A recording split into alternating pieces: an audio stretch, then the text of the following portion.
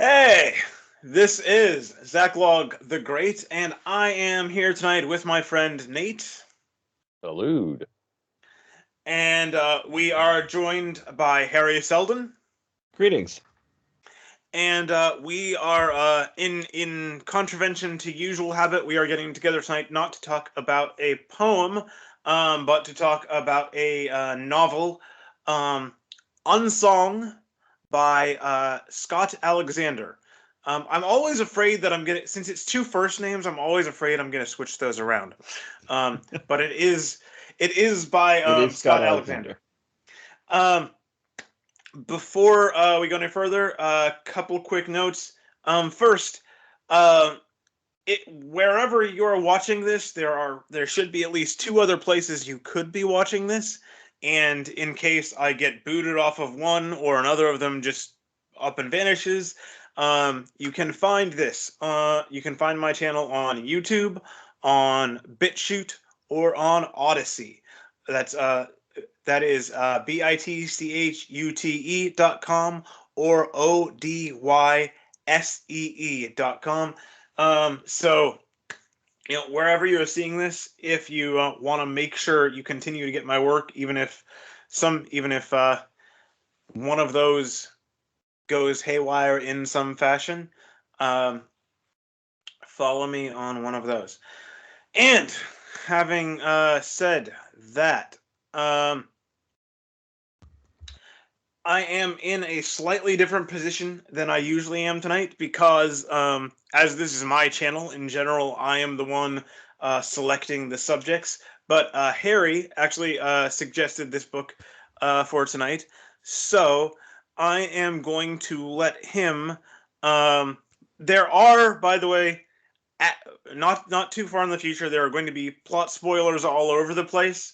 So if you haven't read it yet, you might read it and come back. But Harry has volunteered to give a quick rundown of the nature of this book before we get into our discussion. So go ahead. So, one sentence, non-spoiler summary would be an alternate supernatural history in which Silicon Valley nerds attack the problem of evil with whale puns. We could go slightly longer, though, which I suspect Zachlog wants. So, the basic premise of this story is that in 1968, Apollo 8 by accident cracked the crystal sphere around the Earth. And things like technology and science began to fail because it turns out those things were not part of God's original design for the Earth. They were a hack that an angel put in desperately and has been maintaining with lots of bugs ever since. Because of this, and because things like science are on their way out, well, something has to fill the gap, and what fills the gap is the Kabbalah, which is interpreted here to mean puns and wordplay and trivia. The power of words to influence reality is something that is very much the case here. If you need to get through the locks of the Panama Canal, you better have some sand from the Florida Keys to do it. That is the sort of logic this universe runs on. And you have a few separate plot lines along with just the general alternate history in which some people try to determine the answer to the question, if God is all powerful and all good and all knowing, then how is there evil in the world? And also the question of, can we fix the evil in the world? This is not a Christian book. It makes references to Christianity. It cites the Christian Bible, the Gospels, some of the letters of St. Paul, and also one of the Gnostic Gospels, interestingly. So it is in a universe in which Christianity exists, but this is definitely based on a Jewish conception of the universe, or at least that's the starting point. The Talmud is kind of crazy, as the book says itself many times, but it is mostly 100% true within the context of this universe. And so it's interesting for us to approach this book because many of the paradoxes we have as Christians don't even come up. And many of the paradoxes that they struggle with in the book are trivial for us to answer. How's that as a summary? I don't know how much more I can do without spoilers. Okay, so let's see. So in the nature of the book, yeah. It's oh, sorry. Also, William Blake is just right about everything, apparently. So yes, the main character discovers accidentally makes a very powerful magical discovery near the beginning of the book. Um, and because of this, goes on a strange series of adventures and kind of initiates the apocalypse. Is another Yeah, that decent summary. so Nate. So since Harry just gave us the plot summary, Nate, how about you? What's your first big take on this? Half cooked gumbo. A lot of good stuff in here. A lot of things that like, oh, yeah, this could be nice. But I feel like it didn't get enough time to really cook together. So it's the textures are a little off. I just half cooked gumbo. Fair enough. I okay. So my main overall reaction is, this seems to me to be a very this I think this is the most openly Jewish book I've ever read. In the sense of like modern Judaism, not Old Testament, which is a very different kind of thing. Um, and okay, so to repeat something I said earlier, by the way, there are probably going to be plot spoilers all over the place from here on out. So if you haven't read it and don't want that, go read the book. It's available for free online at what is it? Unsongbook.com. Unsongbook.com. I'll put a link in the description. But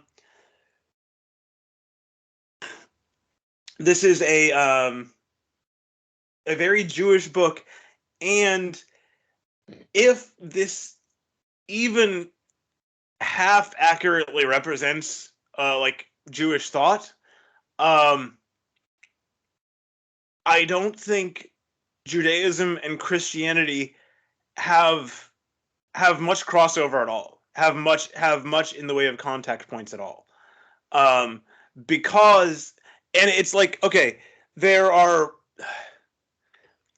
you can probably find, like overall points of like, moral reasoning where the two agree, but like in terms of our basic worldviews, in terms of our basic assumptions about what the world is, what the world is, what our place as human beings is in the world, um, and our relationship to God, like there is enormous gap there, and out of that is going to come all kinds of things that don't fit together. So it was it was definitely interesting in that fashion. I started off really liking it. And the part where the Apollo 8, is I it think it's Apollo 8? 8, yes. Okay, where Apollo 8 crashes into the crystal sphere just past the orbit of the moon.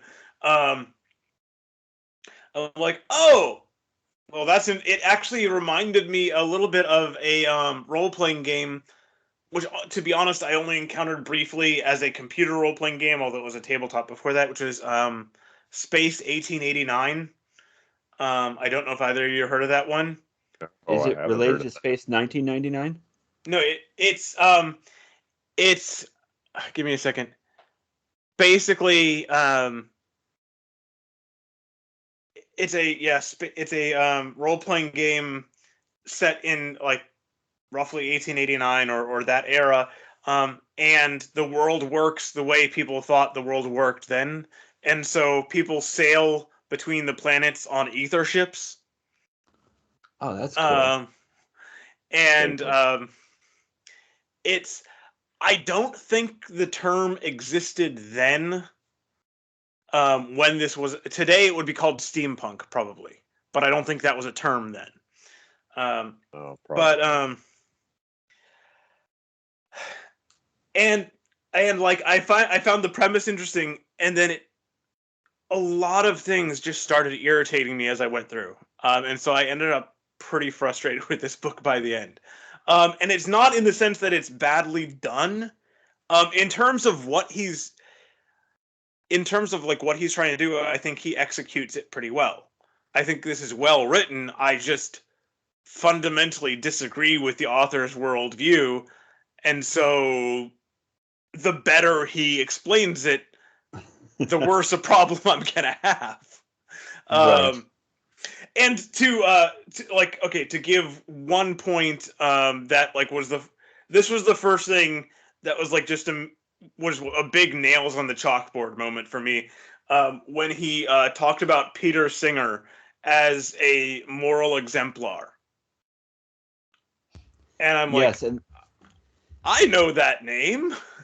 this was actually the first time I had heard of Peter Singer, and so the first time I read this, I just sort of took it. I mean, I'd heard the name, but I didn't know anything about him, and so I took it at face value. And then I read some other stuff about him, and I read, for instance, that he considered late-term abortion and early infanticide to be morally equivalent. And I'm thinking, okay, yeah, I can agree with that, certainly. What I missed was that he had a "therefore both of those things are okay" clause at the end of that sentence. And so realizing that definitely did sour that part of the book for me in retrospect. Reading about it, because Peter Singer, he's not just referenced offhand, not even referenced offhand as the exemplar of good. One of the fundamental wordplay things going on, the main character's last name is Teller, as in the narrator, the person who tells the story. But this is also contrasted with Cantor, the German mathematician who developed the cardinality for infinite sets. And so you have singers, and you have cantors, and you have tellers. And this sort of thing, these different relationships between people are all like, the symbolism there is important. Peter Singer has to be portrayed as a good person in order for this to work. And it definitely made it feel like there was that was one puzzle piece that just did not fit when I actually learned more about him. Well, that's the thing that kind of, started to flip the book over for me, was that I'm like, I do not like this utilitarian God. Mm-hmm. I am not a fan. I'm like, if this is, if this were true and this is the way that, I believe God to exist, I wouldn't worship him, because just to go, okay, I'm going to program this, seed of reality, and then we're going to look and kind of compute out how it works. And if the value comes out net positive, then I don't care what happens to the individuals. I'm going to run it. I'm like, you're not Right. just or loving or anything. You're just a simulator. No one should care about what you think. See, now I will say, okay. So to rewind a bit, in terms of like basic nature of the book, in terms of like the philosophy, in terms of the intellectual goals of this book, this is basically a book about theodicy. For those of you who who don't get involved in the kind of discussions I do, theodicy is a branch of philosophy or theology that basically said that attempts to address, if God is good, why is there suffering in the world? And to give an example of what kind of book this is, The main characters, some of the main characters, live in a group house they've nicknamed Ithaca, because in Greek mythology, Ithaca is where the Odyssey starts. The island of Ithaca is where that all begins. Sorry, go on. No, and so there's, in terms of, it's kind of interesting. Okay, the kind of conclusion this book comes to, okay, and addressing that, there's two things. There's two kind of parts to the answer. One is that the balance, if you weigh them together, there's more good than evil in this world. And I think, like, so why did God create this world? Because there's more good than evil. And I actually kind of can accept that. It's Nate's not on board. I actually kind of can go with that. I can see that. It's, the thing is, it's well, okay, like I said, there's two parts. There's more good than evil in the world, and B, basically, God needs our help to fix the world and make it the way it's supposed to be. Is kind of the other part of that, of the answer. And like I said, No. the assumption, I'm not agreeing to that. I'm just describing. No, I'm not even sure I see that in the book. It's extremely deterministic. It's basically the structure of the universe is a process run down through the atom Cadmon, and it's going to end up the way it ends up. And so, I mean, everyone has a part to play, but it's two of my least favorite things. It's determinist utilitarianism. God is utilitarian. Our existences are deterministic. And the wisest among us can kind of see that. But we really don't have a choice in we don't have a chance to really deflect it all that much. It just is going to happen.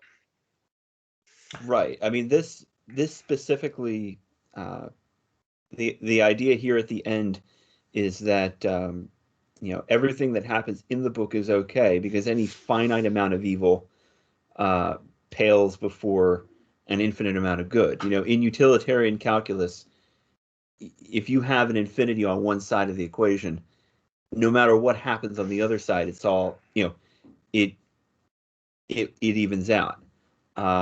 Justifiable because, well, infinite is bigger than anything that's not. Exactly. And so they, at the very end of the book, it seems that they're using the magic, they're using the things discovered in the book to both fix the world and to eliminate hell, or at least make hell not hell anymore. And basically getting rid of what they're saying is an infinite amount of evil that hell would otherwise be if it existed and it was eternal. And that, on one hand, it's sort of a very Chestertonian thing to conclude that evil is nothing when you actually comprehend good. But on the other hand, like you're saying, the fact that it relies on people to do these specific things means that these people can't have a choice in what they're doing. You can't. I don't think they could have chosen to do something else.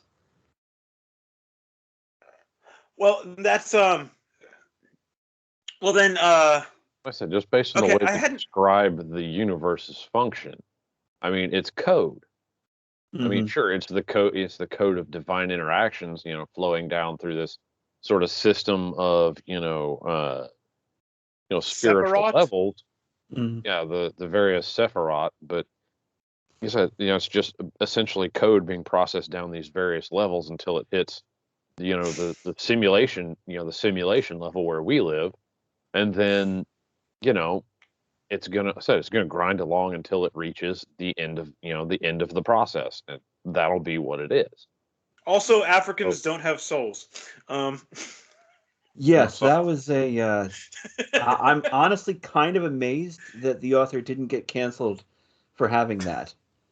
A lot of things. Even though it was portrayed in book as something, horrifying knowledge, that's still. I'm trying hard. Well, the other thing, okay. Oh gosh. To get to the hitting the book on being a book. I also was just, like I said, it was half cooked to me. I felt like it could have used another couple of rounds in the polisher, because all the different characters, it just felt like Gambit pile up. You know, there's the Comet King, who I thought was the best character in the book. And really, if the whole book was just about him, neat. You could have left Aaron Teller out of it. I didn't give a crap about that dude. Well, that's actually But then there's what Samuel's trying to do and all his wars and politics. And there's Dylan Alvarez for some reason. All right, he was the one. I can't say there was any other character I actively disliked aside from Dylan Alvarez. See, I could not stand him. I thought he was hilarious. Okay, fair enough. Look, he is a self-aggrandizing jackass, but he understood the game, and he was playing it all the way through. He was a well-written Joker. He's not likable as a person or by his goals, but he's an enjoyable character. So you would taking the time to write a nice note to go with your letter bomb. I did like that moment, but I don't know, I couldn't stand him. I was happy when he lost his placebo mantic duel or whatever it was at the end. So Zach, like, we both interrupted you? No, I'm fine. Where was I though? Well, okay. For one thing, I honestly didn't see this as, I didn't see determinism in this the same way, and maybe I missed something. But another interesting thing, and this can, I don't know if apart from the other things in the book this would bother me, but it's a kind of odd feature. The main character, Aaron Smith Teller, is actually, he's not like, okay, the climax of the book, what everything is building towards, is the destruction of hell, so that, you know, this terrible evil can be done away with, and, you know, we can finally declare our universe, our world actually good. And Aaron actually doesn't really isn't part of that. He's not an active, like, apart from like the beginning where he accidentally discovers this, you know, powerful magic. He's kind of dragged along from place to place and is not an active agent, almost, for most of the book. And I don't know if that would be, I don't know if that in itself would bother me that much. But it's not what you expect. Like, you expect the main character to be the one going out and doing the thing, instead of being around when the thing is done. Yeah, this guy is a football. And not like, no, not even the nuclear football, because of the immense power he held inside of himself, he lost. Well, that wasn't his fault. It was a criminally underused character that did that to him. But no, this guy is an object. Okay? He, like I said, you're right. He just kind of gets carried around and fumbled from pillar to post, and then it's like, oh yeah, hey, we need this guy because he knows the thing, and it turns out he doesn't. But it's ridiculous. The whole book could have been told better from like a third person perspective, and like, oh yeah, and then this dumbass Aaron had this stupid thing happen, and then he reacted to it, and look, and now he's with, he's with the comet spawn, and It was just, I hated this guy. He's Holden Caulfield with magic.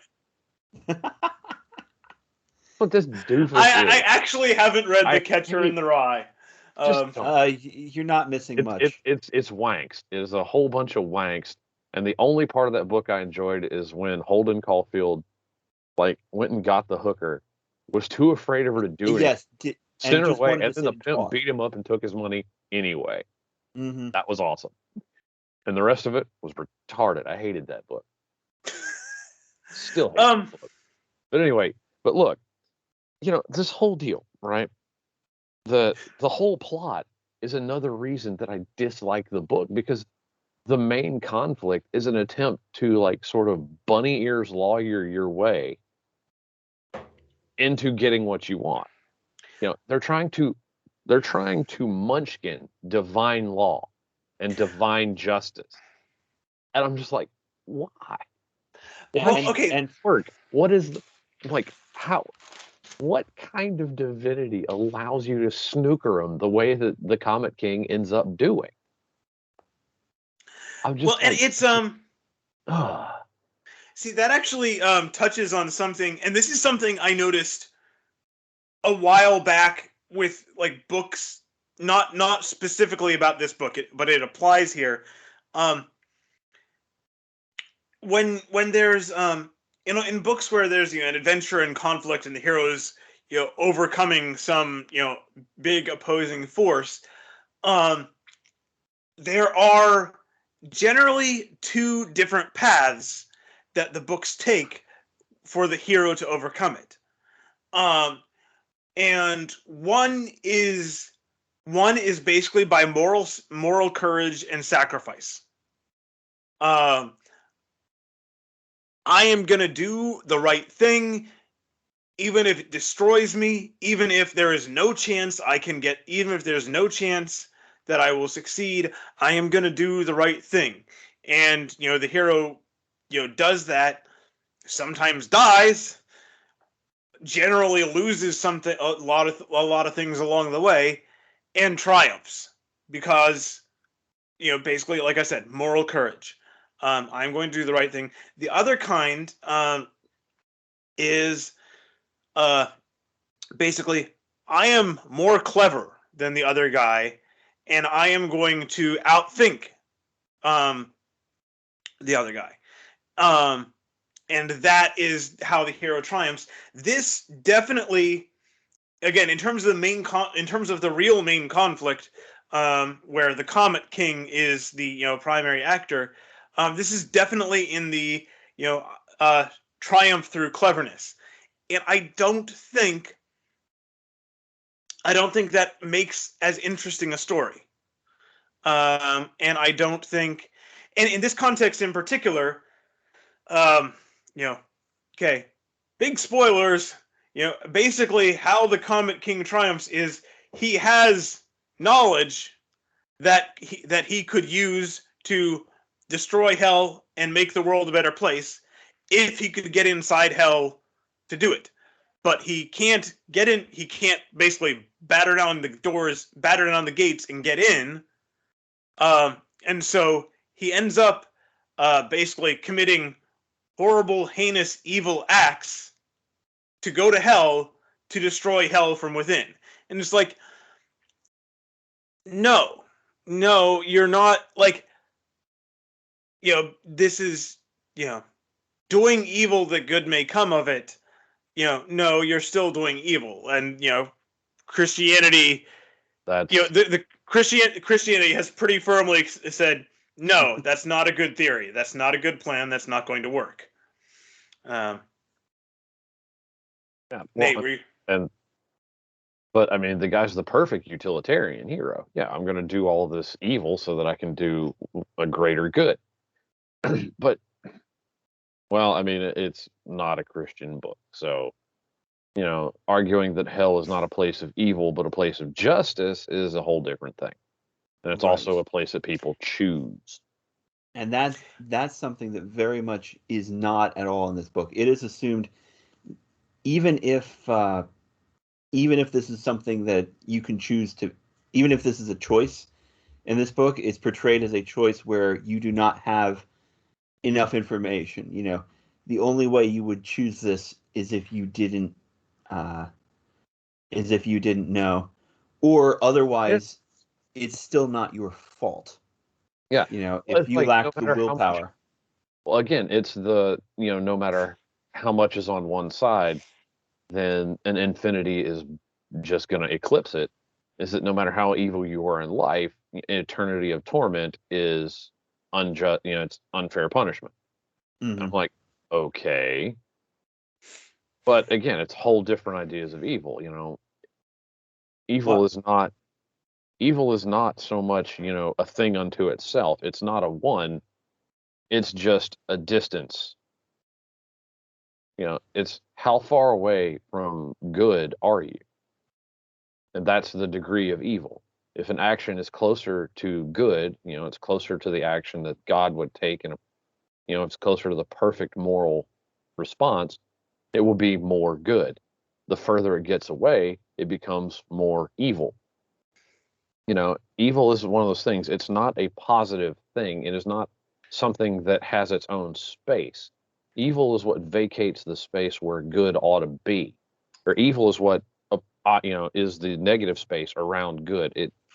The less good there is, the further you get away from good, it's more evil. It's like darkness is not a thing. It's the lack of light.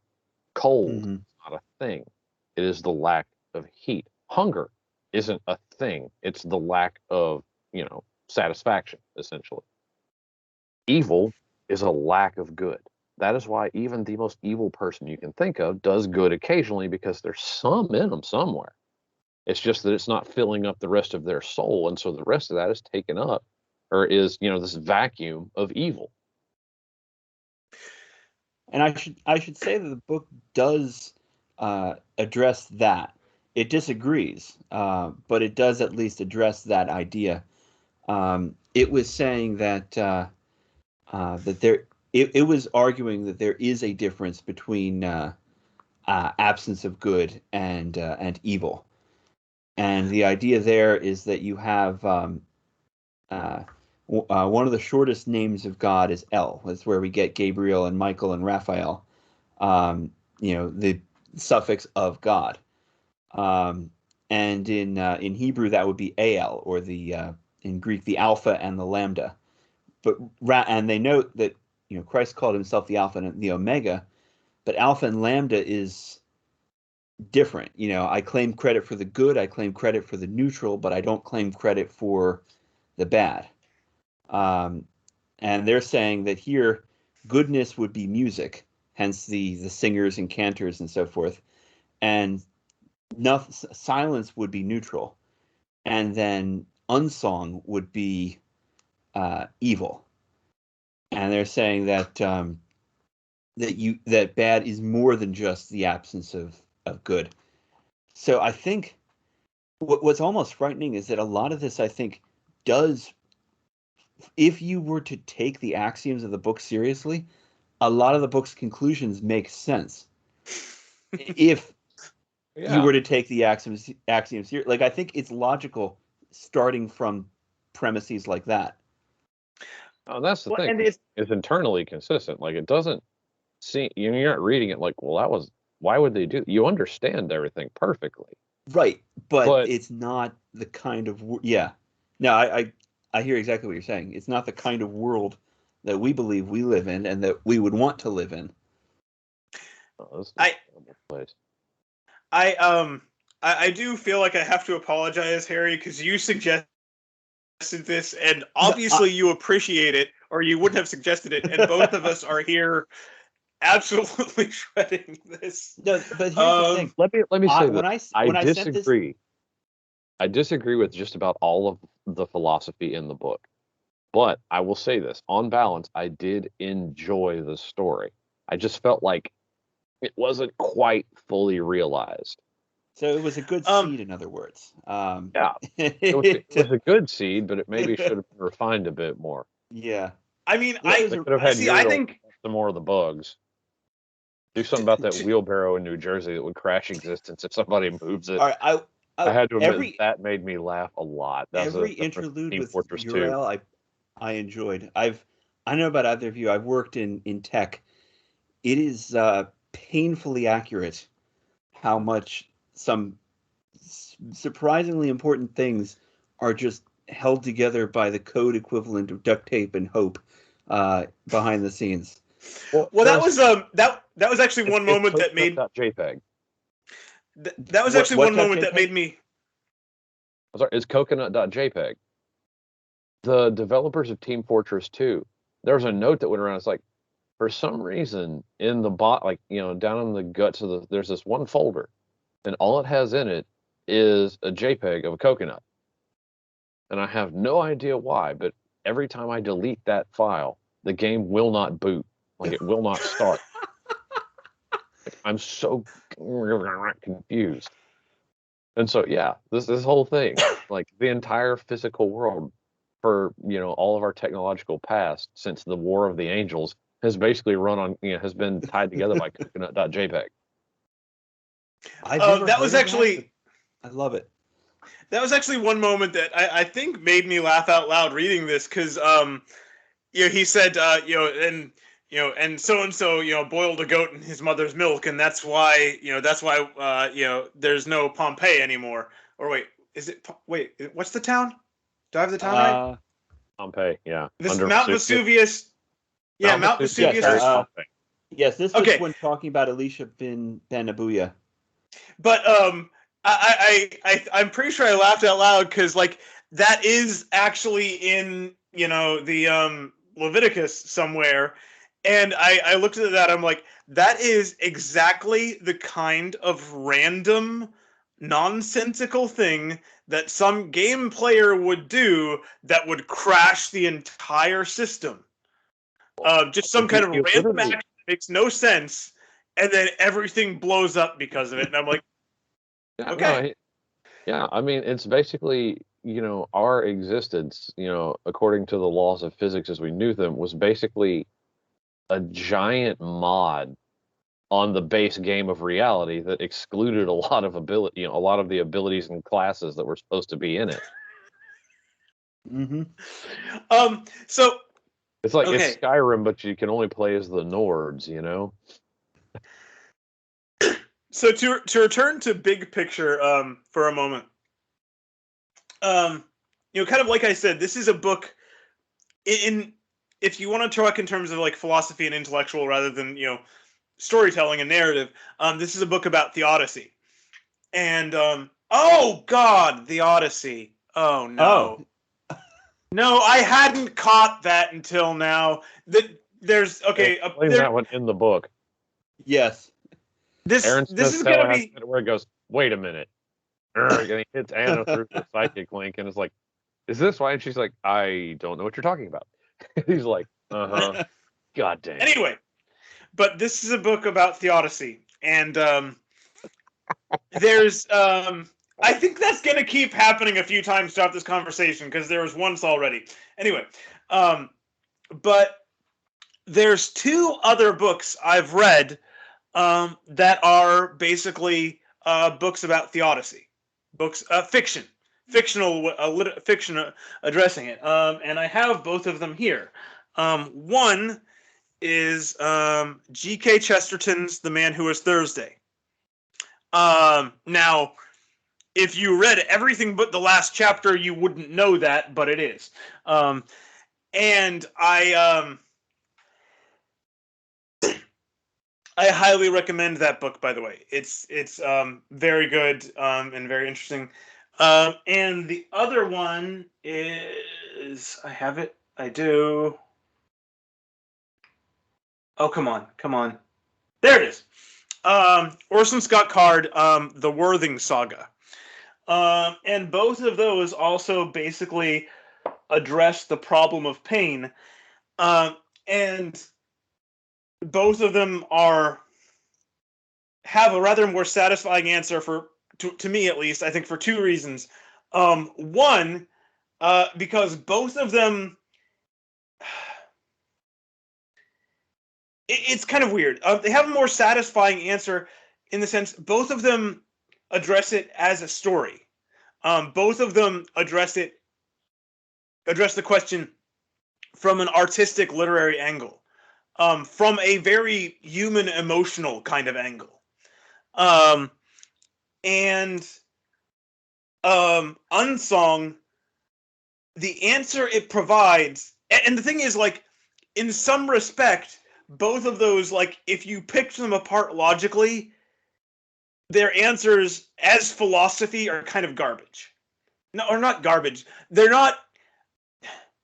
If like I recall, if I recall correctly, the answer at the end of Man Who Was Thursday, when the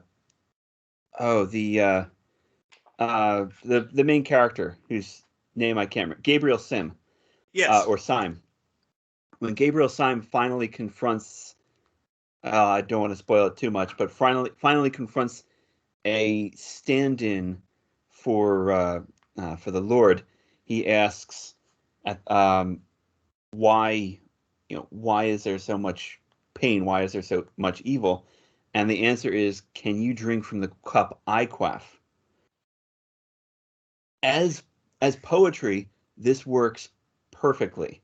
But also just a little bit earlier, because you had that part right, but I think another part just a little bit earlier, basically not the devil, but a character who is a stand-in of the devil, or basically carrying the devil's message, is confronting these people, and he says, like, you haven't oh, you worship God and you trust him because you don't know how bad things can get. You don't know how how terrible the world can be. And and Gabriel Sim replies to him, it is not true that we have never been broken. We have been broken upon the wheel. It is not true that we have never descended from these thrones. We have descended into hell. We were complaining of unforgettable miseries even at the very moment when this man entered insolently to accuse us of happiness. I repel the slander. We have not been happy. I can answer for every one of the great guards of law whom he has accused. And basically the answer there, which as philosophy doesn't make sense, but is why are good people allowed to suffer? So, and the answer here is so that basically the devil cannot say, hey, I have an excuse, look at what happened to me. And he says, no, you don't have an excuse. You could have chosen otherwise, because we suffered. We were alone and terrified, and the entire world was against us. And we chose hope and goodness and faith. Now, as philosophy, it's kind of a mess. As a story, it was good enough for the Dark Knight, to the conclusion of that story. Kind of, yeah. But as a story, it's a good story, and it's humanly satisfying. It works. It connects to you emotionally if you read the whole book. Now, like, logically, in terms of, like, simple of, like, strictly logical philosophy, and ones and zeros on a flowchart on a chalkboard, the answer in Unsong works better. But it's not it's cold. It is a cold, inhuman answer. And because like I said, basically the good in the world outweighs the bad in the world. It answers, maybe another way to say it, it answers the question of why would a perfect God create an imperfect universe, with the question that, as Zach pointed out, comes from Alpha Centauri, the game. Why would a perfect God create a universe at all? Or why would he create just one? And he's saying, this book is saying that God created not just one perfect universe, but also all the possible imperfect universes that would nevertheless lead to good somewhere. The only human part of the answer, I will say, is the conclusion to the plot line about the Book of Job. So the characters had been discussing the Book of Job for quite a bit because obviously out of all the Bible, that's the most obvious in its addressing of theodicy. And we see the God explain all this to Job. And Job basically says, that's not a consolation. I'm covered in boils. My children are dead. My wealth is gone. My life is miserable. It's not a lot of consolation that eventually the universe as a whole will contain more good than evil. And then when he's shown the goodness that is in the universe, and he repents and says, I'm sorry I said that, but why did I have to suffer in ignorance? And what should I tell the people who ask me what you said? God says, tell them I said, go fish. And that felt like much more human than the rest of it, because previously the characters had wondered why there was so much about the Leviathan in Job. There's like 3 whole chapters about him.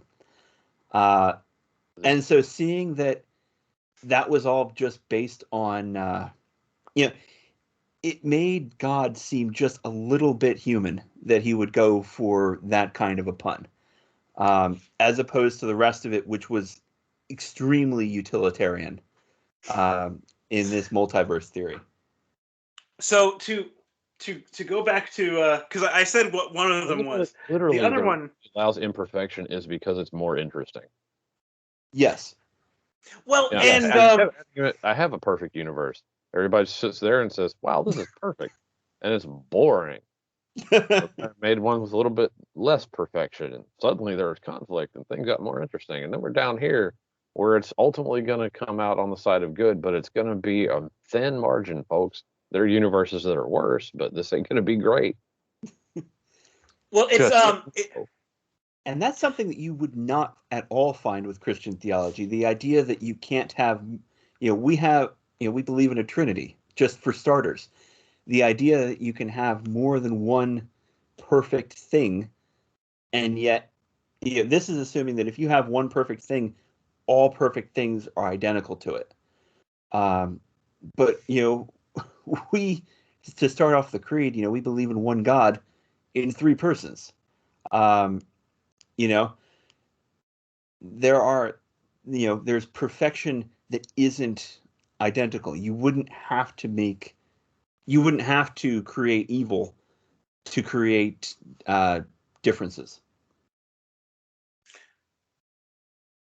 I mean, that's the thing, is that I've been over it a million times. It just, this God in this book is not a just God. Mm-hmm. He is not concerned with justice. He is not a relational God. In the end, they never talk to God at all. They get to eventually interact with God's mouthpiece. It's like the little shadow God. But no. I'm sorry. This God, if this was the truth, and I came to know this is the truth, I'm done. I'm gonna go be a placebo-mancer because at least that makes sense. The structure of that is at least, I can be like, yeah, you know what? I can gain the sympathy of the tropes and be, and get stuff done rather than just having to hope that this deterministic bull garbage comes down on my side. And get my agency back. So what was so like I said, there's 2 other books I've read that address this, and the other one is the Worthing Saga by Orson Scott Card, and also addresses the question from a Christian perspective, a heretical Christian perspective. He is Mormon, but they're still in the same neighborhood. But it's kind of interesting because the way he kind of looks at the problem of pain is okay, let's imagine a world with humans roughly like humans are now, and let's take out all the pain and suffering. What would the and that is done by basically a divine force has vanished all the pain and suffering from their world. What are those humans? They're not. They're not really humans. They're well kept pets. And basically one day that stops. One day this divine force stops intervening at every moment in every place to erase all pain and suffering, and these people have to confront it, have to confront pain for the first time, and it's awful and it's terrifying, but they also have a chance to basically mean something, to to make their lives matter in a way that didn't at all when everything was smoothed away from them. And again, That's the as oh as sorry. oh god, No, go good. Go finish and then I'll talk. as kind of a philosophical answer, it's not great. As a human answer, like touching on how touching the human heart, it actually makes some kind of sense to me. Go ahead.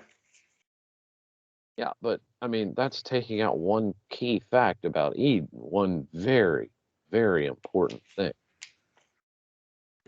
God gave us a job. We weren't just supposed to be down here wandering around. The earth was a garden. We were to tend it. It's essentially to say that there could be no purpose, there could be no point, and you can't have any meaning in it, is to say that a concert is useless because it's not a battle of the bands. It's essentially we were given a world where we were supposed to be able to do anything. We could create, almost unbounded. We could do just amazing things and bend our creativity to projects that ultimately would be worshipful to God because we did them under his aegis, in his good world, and say, hey, look what we did with what you gave us. And that would be our meaning, is to, it's not without challenge, it's not without creativity, it's not without these things, but it was just without evil. It was unopposed, essentially. But I mean,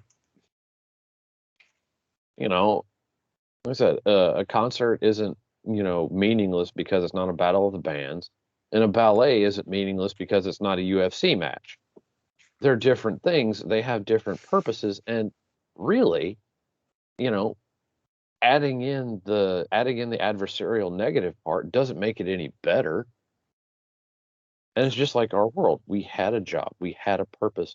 We were going to be able to exert ourselves and face challenge, but without having to face destruction. Mm-hmm. And Well, and that's not a meaningless thing. We would have been just fine. We weren't. It wasn't just, being a little bit of sheep in our field. We weren't just, fish in a Sitting tank. there, We were yeah. doing things, but we chose to move away from God and to move toward evil, and in doing so, we made all that space for it, and here it is. well, and the other thing, like I was saying about the Worthing saga, is it's about humans roughly as we know them. What we were, or what we were supposed to be in Eden,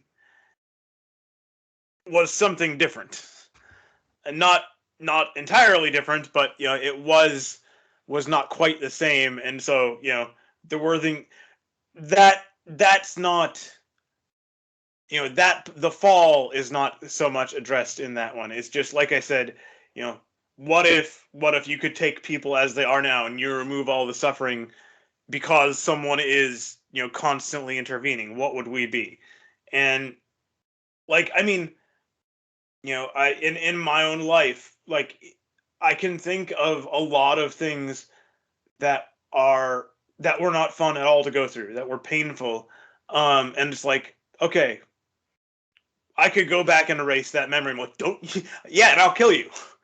You're not going to take that from me. That is a part of me. That is a part of who I am.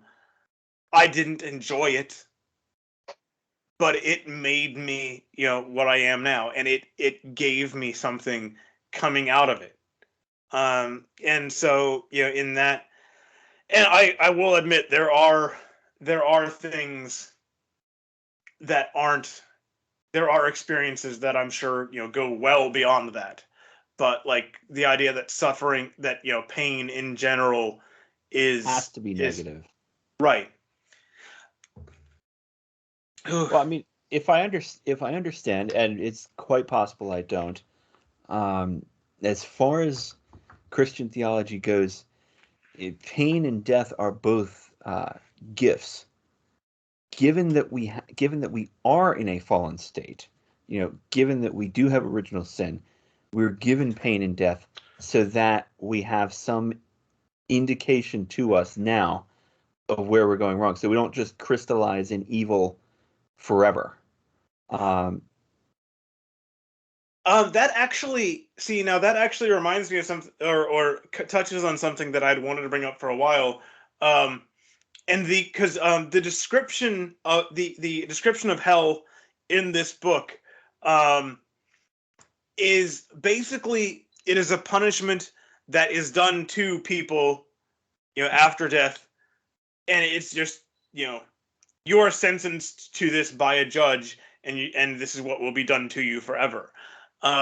Which I will admit, Dante's Inferno does look a good bit like that. But I don't think that's all of the way Christianity talks about it. And in fact, there's to touch upon something that comes up a good bit in this book. There are a lot of poetry references in this book.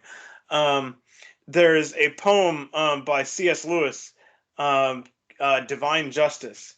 God in his mercy made the fixed pains of hell, that misery might be stayed. God in his mercy made eternal bounds and bade its waves no further swell. God in his mercy made the fixed pains of hell. And basically to do that horrible thing. And what's the theme? What's the meaning? If humans, if there is an eternal human soul, and if people can choose, and if people do have some degree of free choice, hell is a hell of some kind, has to be a logical possibility. And what that one is saying is that looking at what could become of us, and looking at what could become of the people who will be there, God said, okay, this is as bad as I'm going to let it get. And it's if someone has basically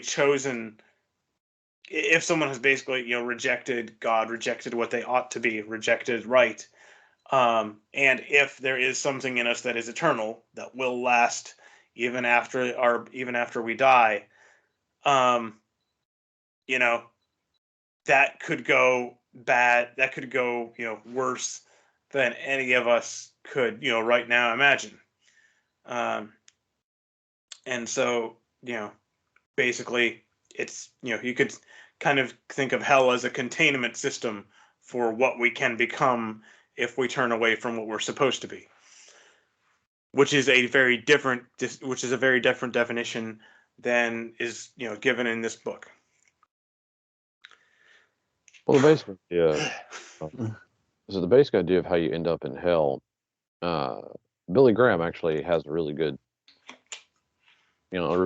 bit of sermon about it. He says hell was not meant for man. Hell was meant for Satan and the angels that rebelled alongside of him. The issue is that if you choose to follow Satan, you choose to follow him to his ultimate end.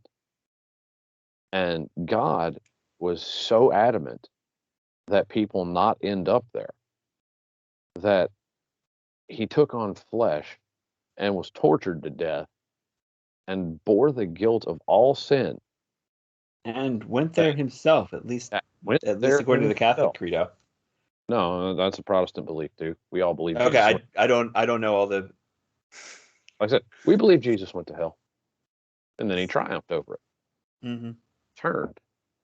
But that's the deal: is that Jesus, and God, he did all of these things to give us a pathway out of it, to say that no, I have laid out the roadmap. I have staked the way. It is right here. If you don't want to follow, if you don't want to follow Satan to his ultimate end, follow me to the end that I desire for you. And he took it all on himself to do. And now all we have to do is accept it and say that, yeah, you know what? I am not worthy to be with, to be with you. I am only worthy of judgment and death. But because you are good and you love me, you have paid those prices for me. And so now I'm going to live to try and be you on earth, and so that I can ultimately be with you through eternity. And so God does not send anybody to hell. People choose to go there against all that God did Mm-hmm. to make sure they wouldn't go. He did everything that could be done other than just being like, no, puppets. If the only thing more God could have ever done was to marionette us into salvation. And at that point, well, there is not one. Well, and the other thing, one other thing about this book. Okay, at the end of this book, the Comet King Jala Ketu.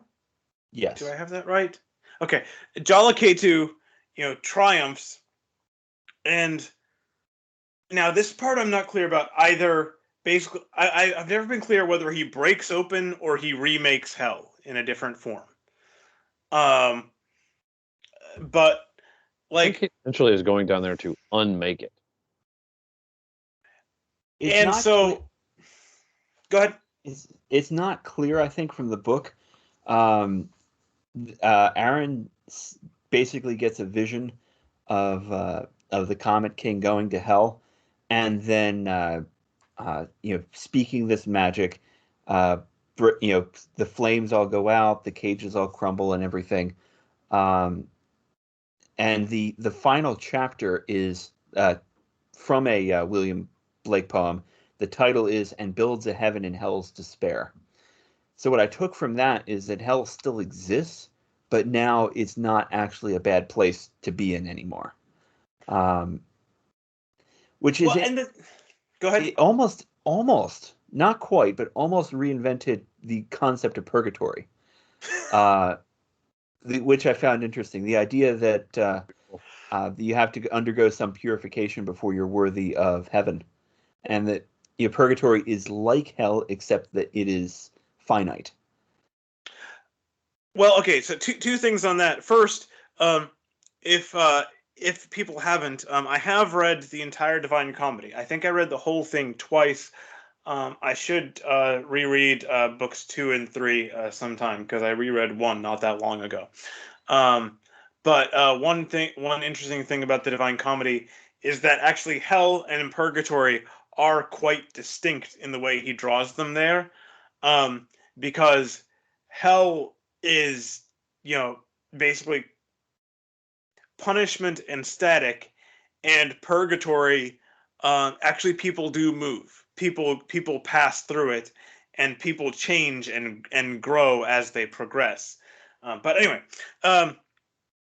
another thing, yeah. So if you haven't read it, I've heard some people say that like Paradise is really boring, and it's been a while, so I can't really comment on that. But like Purgatory is the one where there's change, which is always more interesting than basically things being static. But And here's another thing that I really disliked about the God of this book is that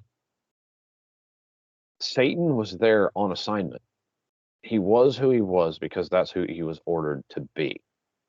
Because in the very end of the book, the Comet King goes to hell. He's destroying the place. And then they summon Thamiel, and they're like, hey, and they go to talk to him, and he shows up all busted up and scraped and cut because the Comet King's been whooping his tail. And then he's like just pitifully begging them, please, after all these eons of evil, please tell me I did my job right. Mm-hmm. I was just following orders. This is who I was ordered to be in this universe. And I'm like, wow, really? So not only is evil something that God allowed, it's something that he programmed in. Great. Explicitly, yes. I have That's the thing that gives me the most distaste about this book is that just God is an asshole in this book. see, I have seen references elsewhere, and this is like secondhand. This is not directly from a Jewish person, although this book is. But that is basically their understanding of Satan. That he's doing his job as expected, and that and so in a way he is good also.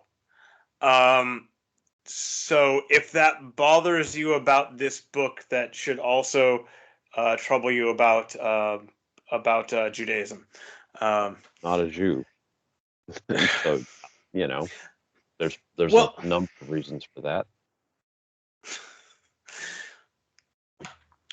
but what was? Oh, okay. I do want to pay one big compliment to this book, because when I first started reading it, and once I was getting a sense of how this whole thing worked, if someone asked me what this was, if someone wanted me to give them a short description, I would tell them that this looked like if Neil Stephenson and Terry Pratchett and a Kabbalic rabbi, I don't know any of them, any names, but if those three decided to collaborate on writing a book, that's what this book would look like. That, which I think that's a compliment. I hope.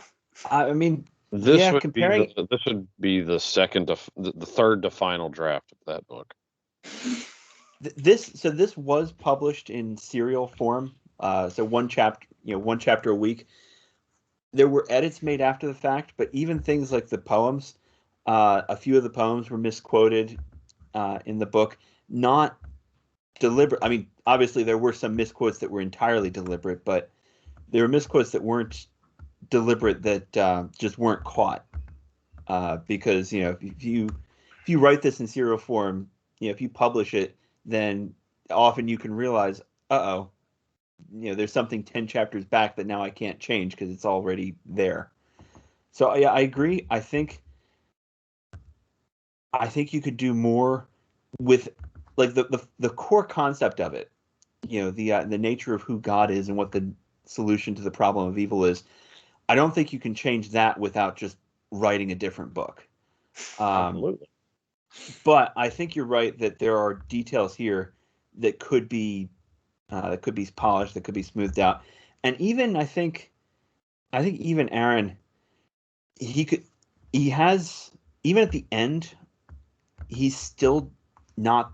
He's the one who the Comet King remade hell, and Aaron's the one remaking the earth, but it's not really him. It's this weird William Blake Albion prophecy superorganism speaking through him.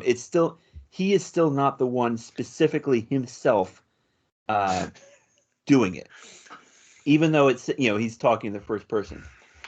And I think you could change things up just a little bit, have all the puzzle pieces come together the same way, but still make it clear that it's him by himself finally getting to to do something.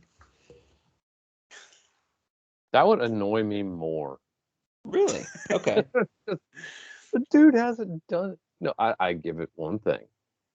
He decided to go see the drug lord on his own. He decided to try and rescue Anna on his own, and that was all right. I had to give that one to him. True. But that's the only thing he's done, was try and rescue his not a girlfriend.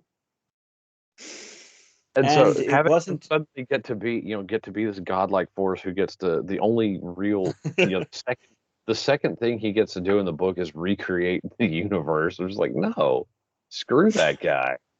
Man, let Sohu do it. She was at least, wise and learned. I did But like. no, don't let Aaron do that.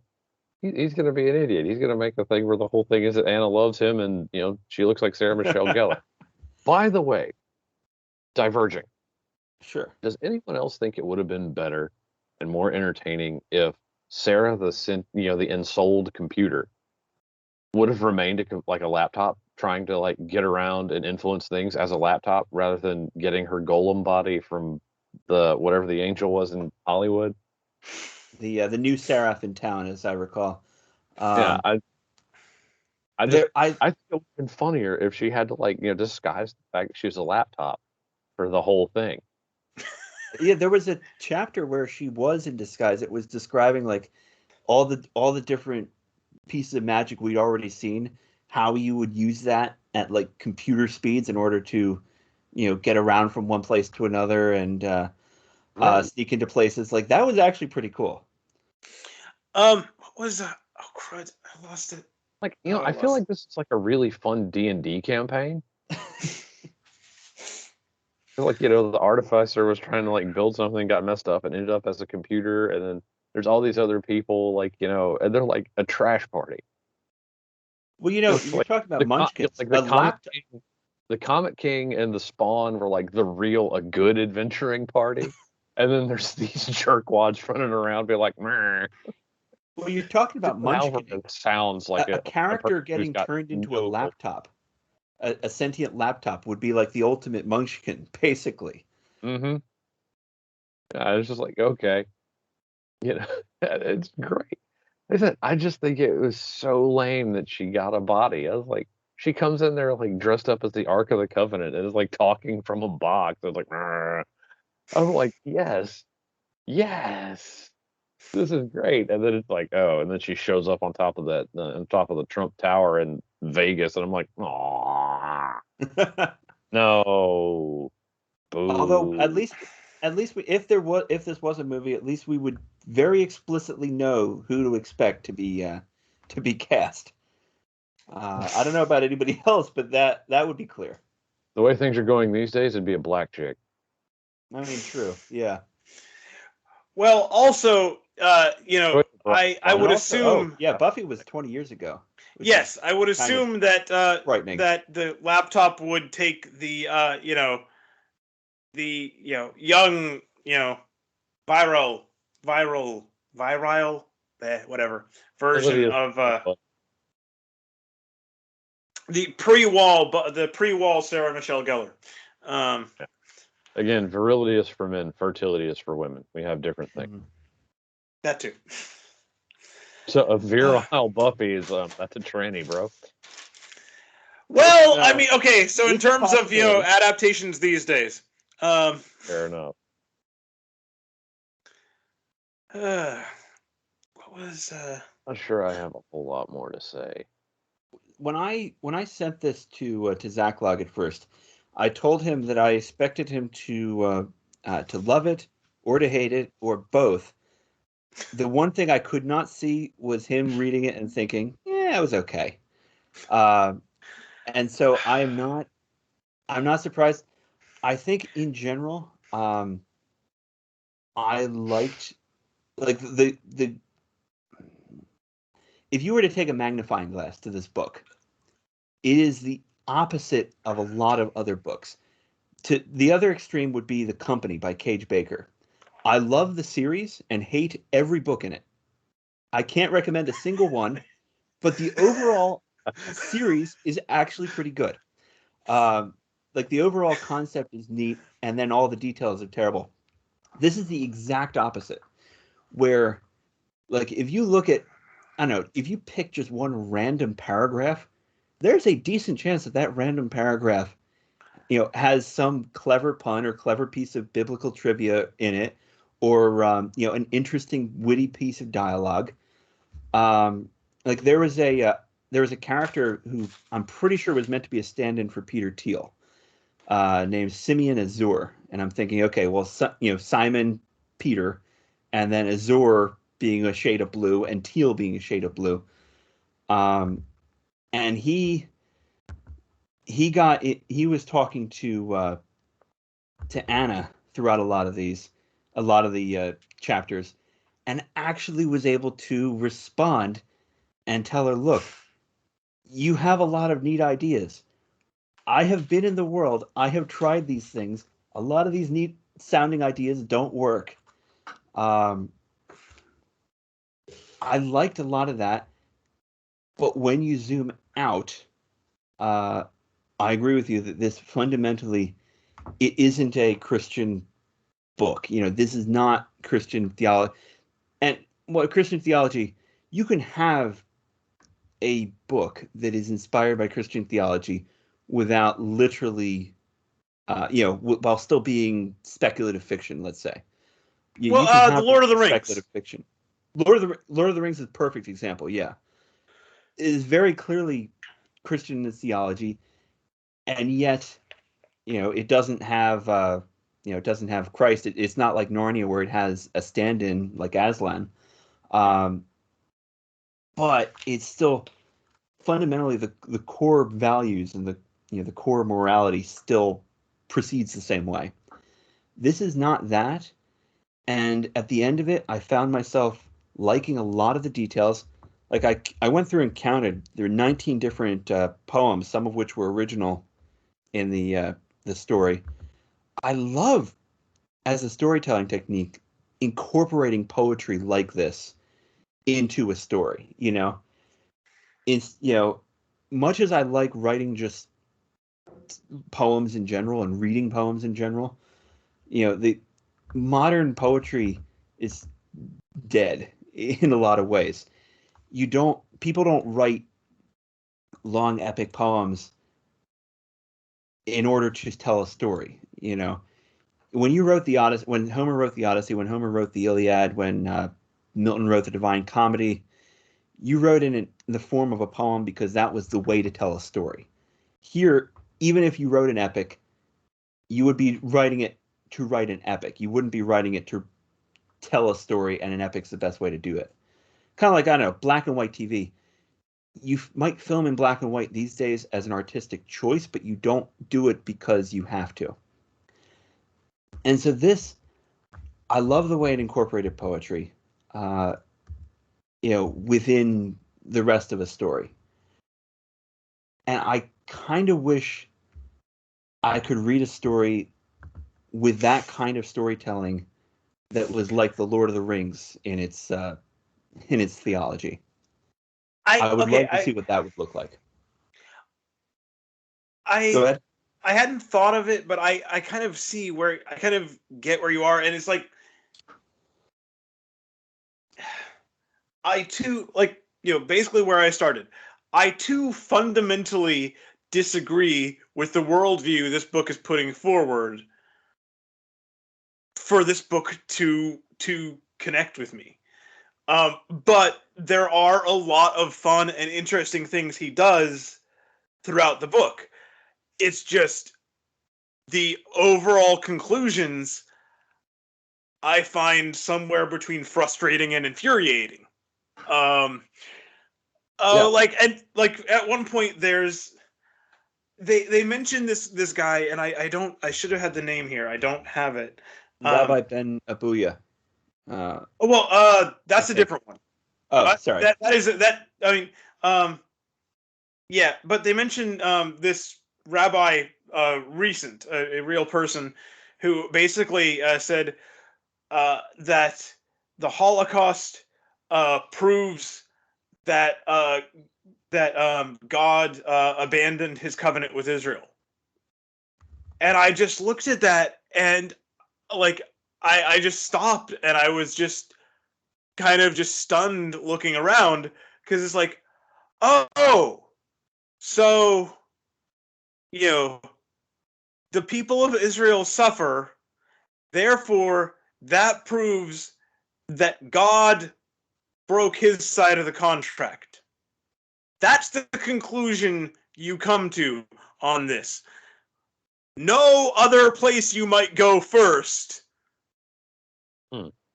No other explanation you might look for first. No, God broke his side of the deal. And I just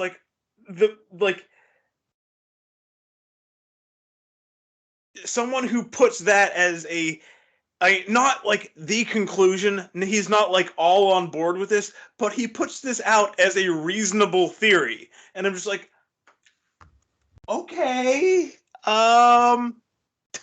I did. This is actually the guy's still alive.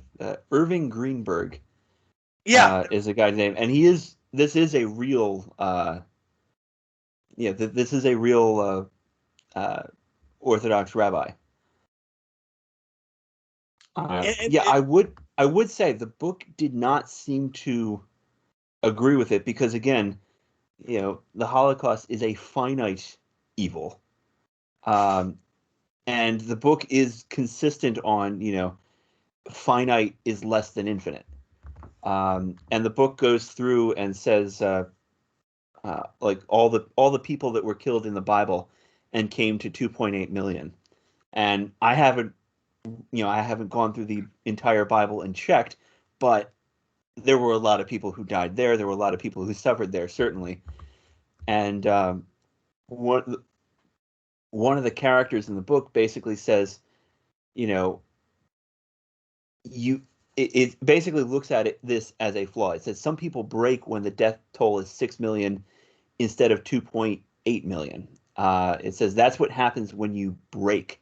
But I don't think it's portraying this as being something that, as being something the book would agree with.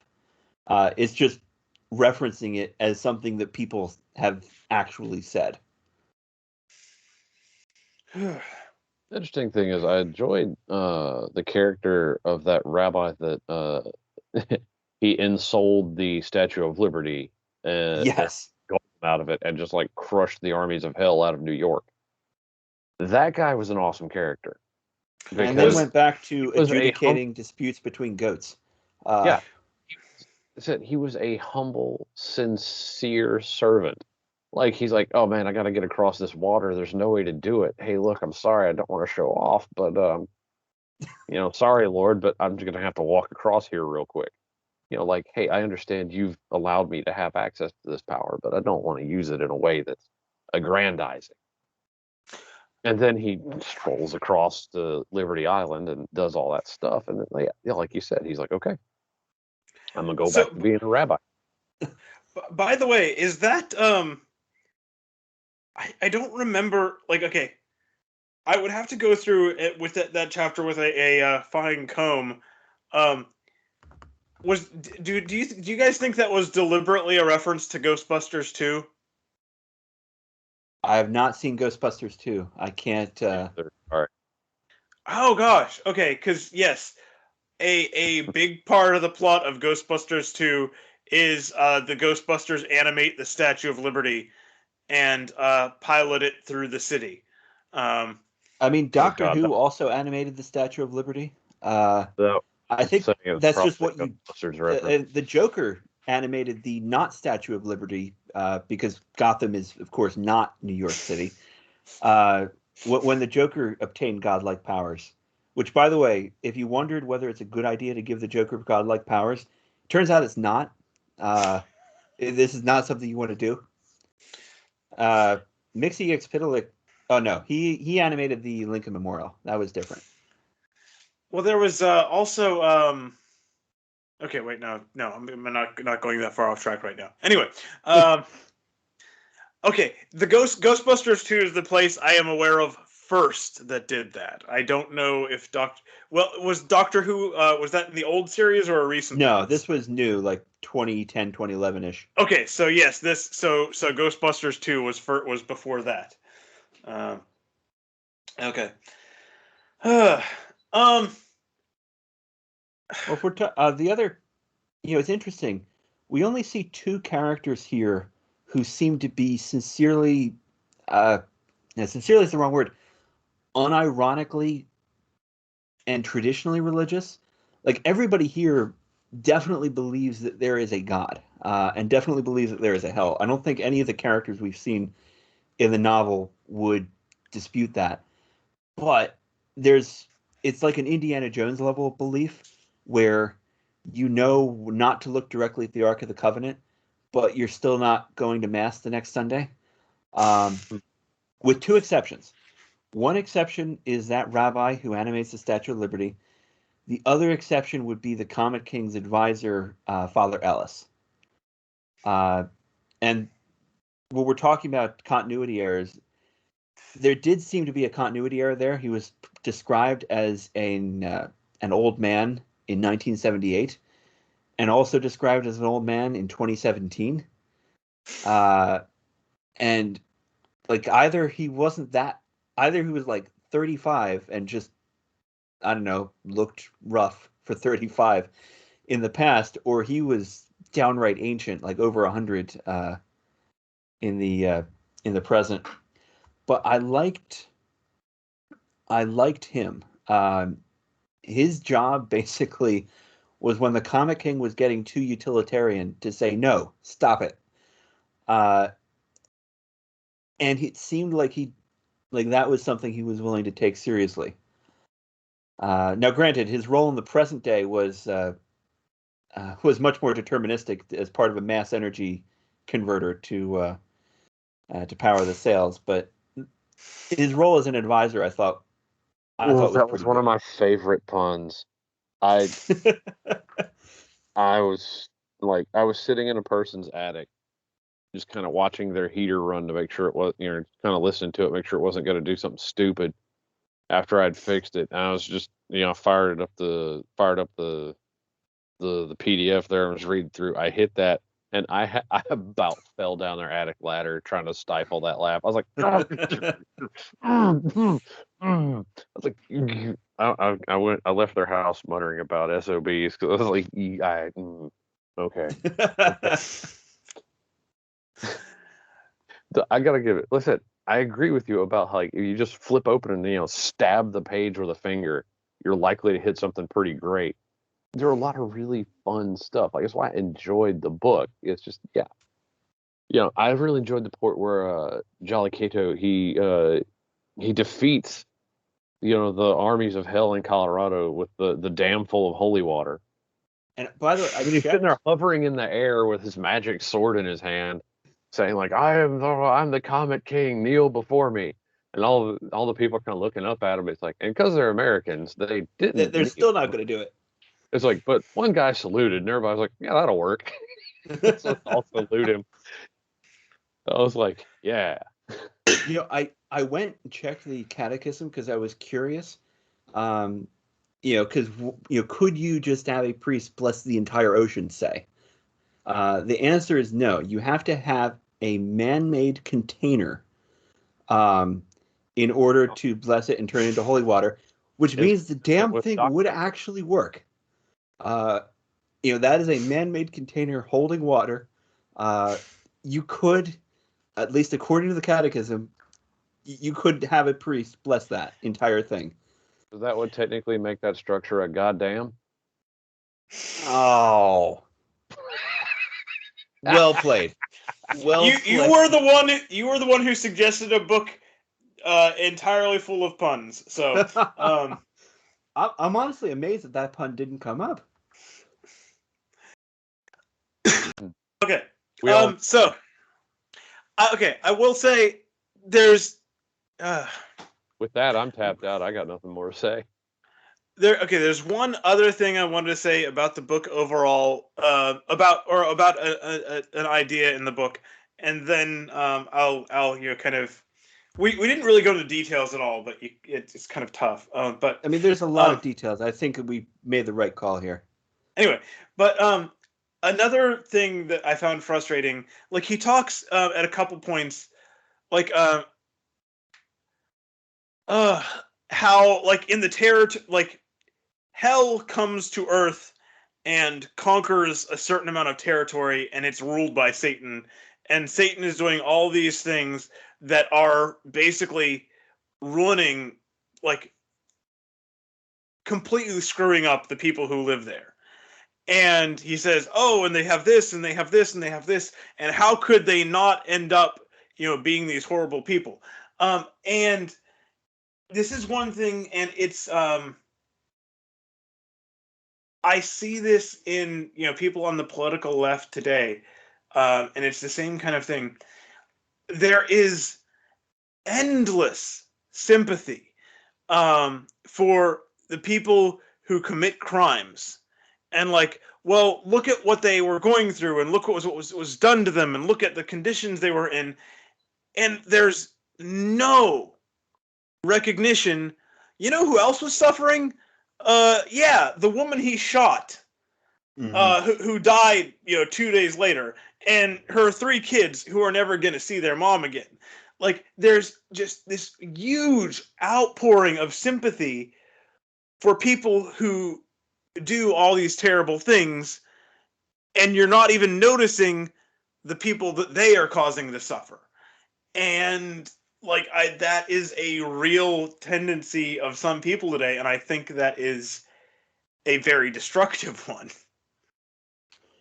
All right, I will say it mentions here. So part of this, as he's alluding to, hell took over a section of the world, and obviously people are trying to get out.